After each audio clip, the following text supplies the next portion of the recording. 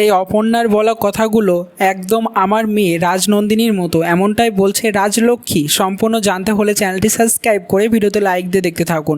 চিরদিনই তুমি যে আমার। আজকের পর্বে দেখা যায় শুরুতেই অপর্ণাকে স্টেজে ডেকে নেওয়া হয়, আর্য হাত ধরে অপর্ণাকে স্টেজে তুলে নেয়। তারপর রাজলক্ষ্মী অপর্ণাকে দেখে পুরোই অবাক হয়ে যায়, বলে যে এই তাহলে অপর্ণা, আমার ছেলের মনের মানুষ, একে তো আমি শেষবার সেই মন্দিরে দেখেছিলাম ভেবে ভাবতে থাকে।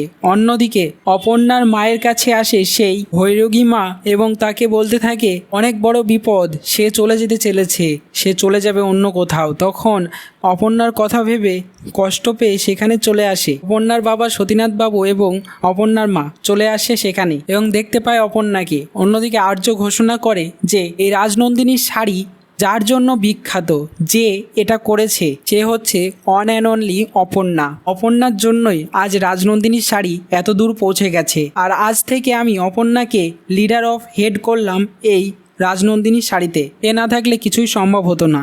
অপর্ণা, তোমাকে আমি রিকোয়েস্ট করব কিছু বলার জন্য, প্লিজ কাম। তখন অপর্ণা না যেতে চাইলেও আর্য বলে চলে এসো। তারপর অপর্ণা চলে আসে, আর্যর পাশে এসে দাঁড়িয়ে বলতে থাকে অপর্ণা শুরুতেই বলতে থাকে নমস্কার। আমার বিশ্বাসই হচ্ছে না, আমি মনে হচ্ছে জেগে জেগে স্বপ্ন দেখছি। আমি জানি না কতটা গুছিয়ে কথা বলতে পারবো।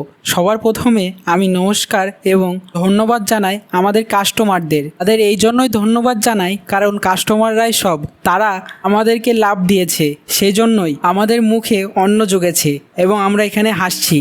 আর্য বলতে থাকে ব্রেভ ব্রেভ বলে সবাই হাততালি দেয়। অন্যদিকে রাজলক্ষ্মী এই কথা শুনে মনে মনে বলে এই কথাগুলো একদম চেনা, শুনেছি এর আগেও। মনে হচ্ছে যেন আমার মেয়ে একদম রাজনন্দিনীর কথা বসানো অপর্ণার কথায়। অপর্ণার বাবা মা সেখানে কথাটা শুনে খুব খুশি হয়ে যায় যে অপর্ণাকে এত বড় সম্মান দেওয়া হচ্ছে। তারা সামনে আসতেই আর্য তাদেরকেও স্টেজে তুলে নেয় এবং অপর্ণার সঙ্গে কথা বলে। তারা সুন্দরী মা এসেছিল, সে বলেছে না অপু আমাদের ছেড়ে চলে যাবে। তখন আর্যর মা রাজলক্ষ্মী বলে আসলে ওটা নয়, অপুর বিয়ে হয়ে সে চলে যাবে অন্য ঘরে, এটাই বোঝাতে চেয়েছে, তাই বলে চলে যায় রাজলক্ষ্মী।